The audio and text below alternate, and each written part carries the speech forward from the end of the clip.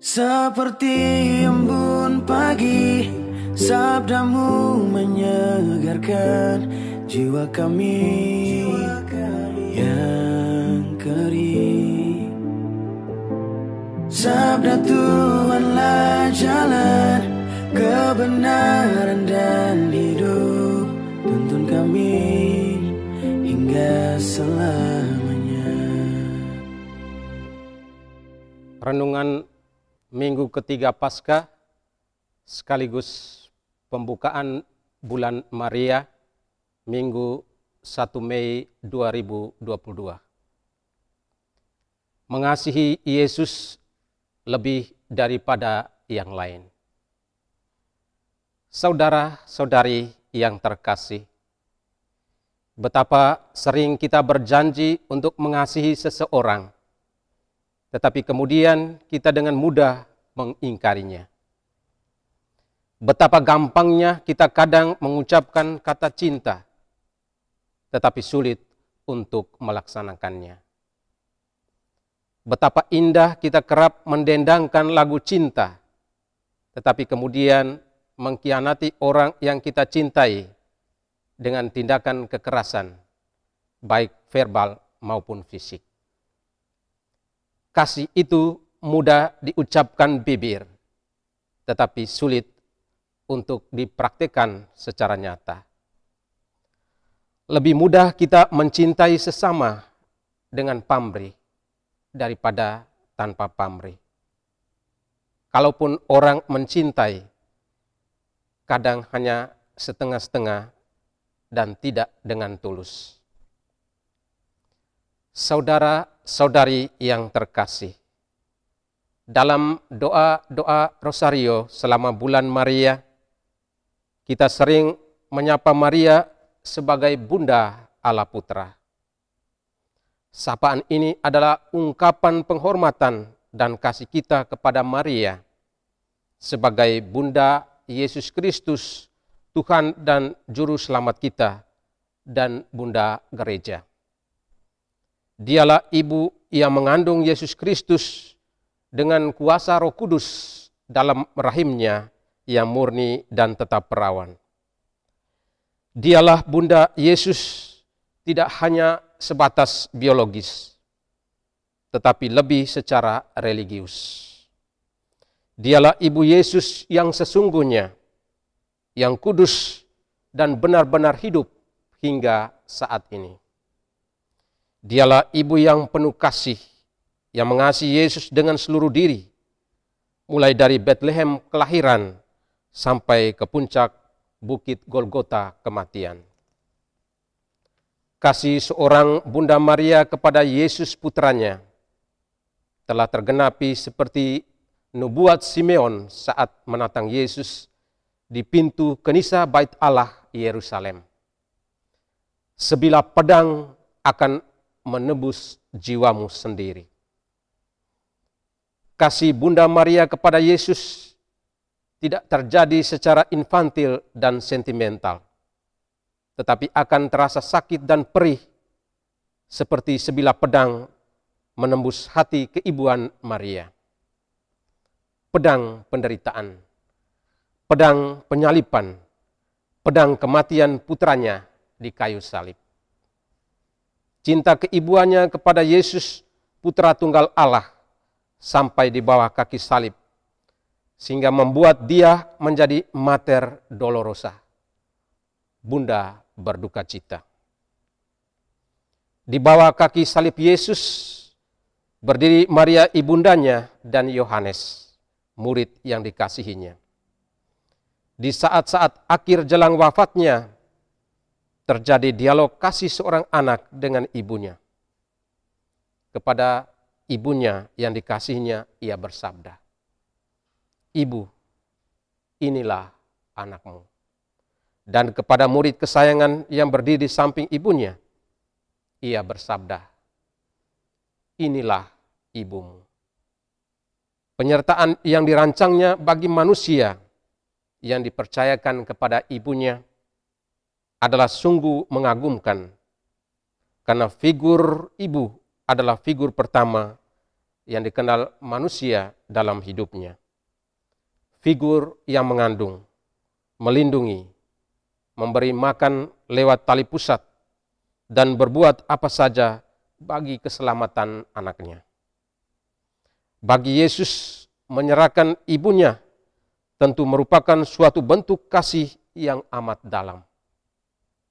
Ia ingin agar kasih sayang seorang ibu yang sudah dialaminya sendiri dari Bunda Maria sepanjang hidupnya sebagai manusia juga dapat dialami sepenuhnya oleh setiap orang beriman yang percaya kepadanya, terutama di saat-saat paling gawat dalam kehidupan manusia sampai maut menjemput. Yesus juga menyatakan hubungan antara murid dan ibunya, di mana murid itu akan menjaga dan memelihara Maria sepanjang hidupnya. Yesus ingin memastikan bahwa Maria ibunya akan berada di tangan orang yang tepat setelah wafatnya. Melalui Yohanes, Tuhan Yesus mengasihi, melindungi, dan membela Maria yang lemah. Sebaliknya, melalui Maria, Tuhan Yesus menjadi ibu yang mengasihi, memperhatikan, mendoakan, dan menasihati Yohanes. Tuhan Yesus menjadikan Maria dan Yohanes sebagai satu keluarga. Dia membentuk satu keluarga baru, bukan berdasarkan hubungan darah, tetapi terlebih atas suatu relasi spiritual berdasarkan pelaksanaan kehendak Allah, di mana dia menjadi pusat dan pengikat dari hubungan yang bersifat kudus dan kekal. Saudara-saudari yang terkasih, dialog cinta antara Yesus dan ibunya di bawah salib terjadi juga dengan Simon Petrus pada saat penampakannya di pantai Danau Tiberias. 3 pertanyaan yang diajukan oleh Yesus kepada Petrus. Simon, anak Yohanes, apakah engkau mengasihi aku lebih daripada mereka ini? Adalah ujian akan seberapa besar dan dalamnya cinta Petrus kepada Yesus Sang Guru, yang akan memilih dia menjadi gembala tertinggi gereja dengan penyerahan tugas misi sampai 3 kali untuk menggembalakan umat Allah. Sekalipun Petrus merasa sedih karena Yesus bertanya sampai 3 kali, tetapi dia tetap berani dan penuh iman menjawab bahwa ia mengasihi Tuhan dengan benar dan sungguh, lebih daripada orang lain. Setelah itu Yesus mengundang Petrus untuk mengikutinya dengan cara baru, yaitu dengan kasih yang total dan mengambil bagian dalam tanggung jawabnya, membawa segala bangsa di bumi secara penuh dan universal kepada Kristus. Yesus juga menugaskan Petrus sebagai nelayan untuk menjadi nakoda gereja bersama para rasul, untuk menjala sebanyak mungkin orang untuk masuk ke dalam pukat kerajaan Allah, di mana Kristus yang telah bangkit menyediakan perjamuan surgawi untuk semua yang percaya dan mencintainya dengan seluruh diri. Cinta Petrus kepada Yesus dan umat Allah yang dipercayakan Yesus kepadanya sampai pada titik darah terakhir, yaitu mati sebagai martir di Roma dengan disalibkan kepala ke bawah sekitar tahun 66 atau 67 Masehi. Saudara-saudari yang terkasih, bulan Mei adalah bulan Maria, dan selama bulan yang penuh rahmat ini, kita diajak untuk bersiara bersama Maria, Bunda Yesus, dan Bunda segala bangsa, lewat doa-doa rosario kita, untuk merenungkan hidup, sengsara, wafat, kebangkitan, dan kemuliaan Kristus. Di bawah kaki salib, Yesus telah menyerahkan kita anak-anaknya kepada ibundanya Maria. agar ibunya menerima dan mengasihi kita sebagai anak-anaknya, agar berjalan bersama dengan dia sebagai ibu semua orang beriman, menuju pelabuhan surgawi untuk menikmati perjamuan surgawi yang akan disiapkan oleh Yesus bagi kita semua. Yesus juga telah menyerahkan ibunya kepada kita gerejanya, untuk kita sambut dan cintai sebagai ibu kita yang sesungguhnya, yang kudus dan hidup, agar kita bisa sampai pada Yesus Kristus putranya dalam kebahagiaan dan kemuliaan surgawi.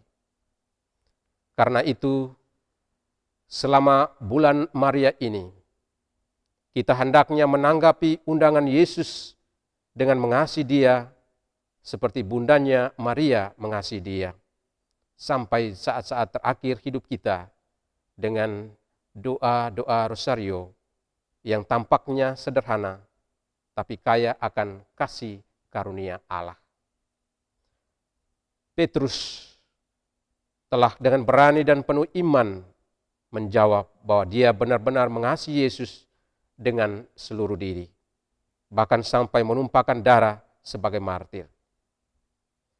Kita mungkin tidak bisa menumpahkan darah sebagai martir seperti Petrus, tetapi dengan menjalankan tugas misi yang dipercayakan Yesus kepada kita masing-masing dengan setia dan tulus, kita telah mengasihi Yesus lebih daripada yang lain dan di atas segala berhala dunia ini.